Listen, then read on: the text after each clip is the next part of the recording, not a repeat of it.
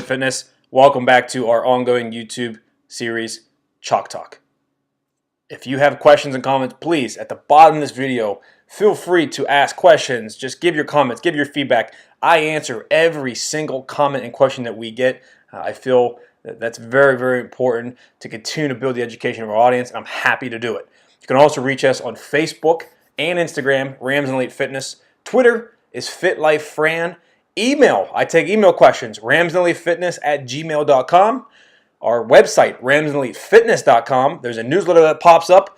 Sign up for it. It kind of summarizes all the content that we put out. You get that every 2 weeks.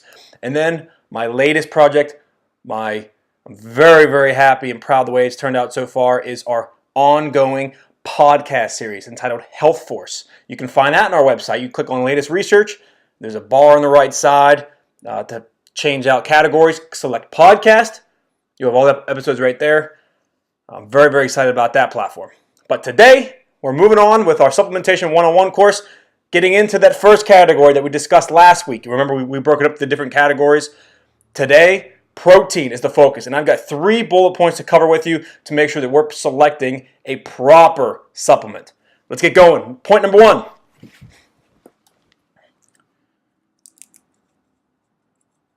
Oh yeah, we still got the dramatic. There it is.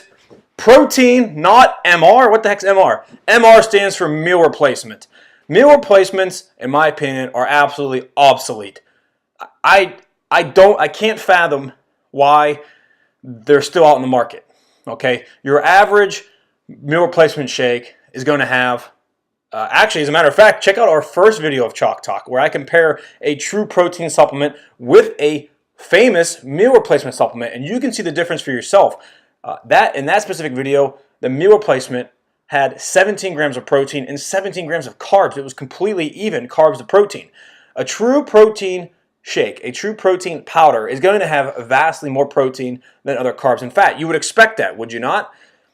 The one in the video we compared was 24 grams of protein, very minimal carbs underneath 10 grams, and minimal fat about 2 grams per serving. That is the hallmark of a label of a true protein supplement. It should be primarily protein. So if something's got 10, 12, 15 grams of carbs per serving, put it back on the shelf and find when it's underneath 10 grams. You don't need to be having carbs from your protein shake. In addition to everything else that you eat in the day, the main purpose of having a protein shake is to supplement your protein.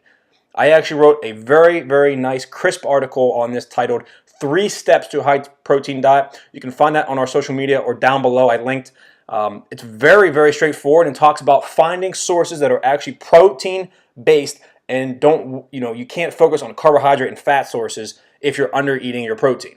So I think it's very important that we focus on supplements that provide protein primarily and not meal replacements. We want to reject the concept of meal replacement shakes. Very important. Number 2 is the type of protein that we're going to look at doing. And what I recommend is a blend protein, a blended protein. Now, what does this mean?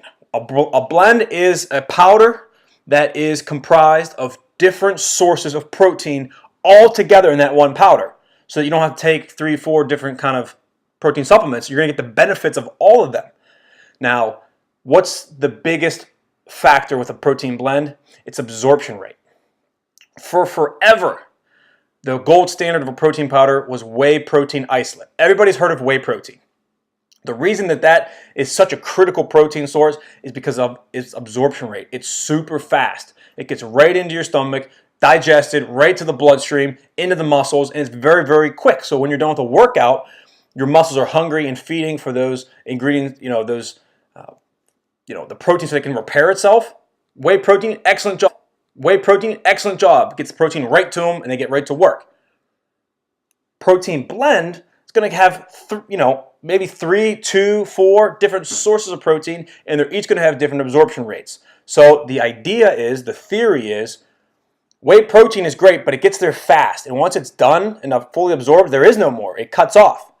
Protein blend can give you sustained protein from different sources over the long haul. So your muscles are supplied with a fast protein, gets there quick, a medium protein, and a slow protein so that your muscles are exposed to protein for longer periods of time the latest research in science is pointing that that may actually increase muscle and lean tissue growth, muscle protein synthesis, more so than a straight up whey protein or a straight case, like a casein or a straight pea protein. Okay, so I advise looking into blends. Third point.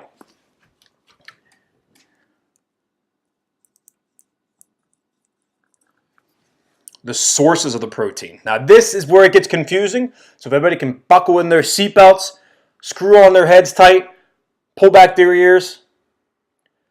Sources of protein. There are different sources of protein for each protein source. Oh, what's that saying? So for an example, whey protein. There are different forms of whey protein. You have whey protein concentrate, whey protein isolate. There's even whey protein hydroisolate. So just with whey protein, there's 3 different kinds. What should you be looking for when it comes to this? There is some debate as to, okay, what's going to be the best? Well, here's what I recommend. I'll just give it to you straight. Whey protein isolate is a great source of protein. And essentially, the difference between isolate and like a concentrate is that it's just isolated for more protein, separated from the fats and carbs, etc. So it's going to be a higher form, a more valuable form of the protein. It's better for absorption and better for what whey protein is good for, which is quick absorption, than something that's a concentrate. So I don't like whey protein concentrate. If you're taking a supplement now that has it, finish up that tub and then look for something that does not have whey protein concentrate. Look for something with whey protein isolate. You're going to have different forms. There's egg proteins. There's soy proteins. Casein's got a couple different forms, okay? The form I like of casein is micellar casein. Micellar casein, whey protein isolate. Those are your 2 main ones that you're going to see. You're going to see a blend have that fast digesting whey protein isolate, slow digesting micellar casein. If your product has that, there's 2 different absorption rates, and those are both from high quality sources. Got to be careful about things that, like I mentioned, there are whey protein concentrate in these lower forms. You'll have companies advertise that they've got whey protein isolate, but if they also have whey protein concentrate, all they're doing is giving you a little bit of isolate and a lot of concentrate because it saves them money. It's a lot cheaper to make a product with concentrate than it is isolate. So be careful about those. I will link more to that at a future date, but it's really, there's a lot to that. So for now, that's my recommendation for my 2 favorite sources. I'm going to go here. I'm going to show you what I like the best right now that I'm using, and I am using Pro Gym. This, if you watched our first video on Chalk Talk, I compared this to Shakeology, and this kicked the booty out of Shakeology in terms of being a pure protein supplement. Does so much better things for you. It's a blended protein. And look, this is the best thing I love about this supplement line specifically. He lists out everything that you're taking. A lot of companies do not disclose the amounts of grams, etc., of things that you're taking, and I find that mind-boggling. Look, if you look right here on the front, he lists out all the sources of the protein right there for you. He's got 7.5 grams of whey protein isolate, 7 grams of micellar casein. So he's actually got 7 grams here of milk protein isolate, which that breaks down into whey and casein. I don't want to get into that, but that, again, it's a nice high-quality source. And then he's even got 2.5 grams of egg white protein in there as well. So he lists of each one how much is in there. Most companies don't do that. They'll just put on the back of the label, hey, we got whey protein isolate, hey, we've got casein, but they don't actually tell you what's made up of it. This is brilliant and great for people like me who are really looking for transparency when it comes to their supplements. So this is what I recommend. This can go for $50 or so. It's a 4-pound canister.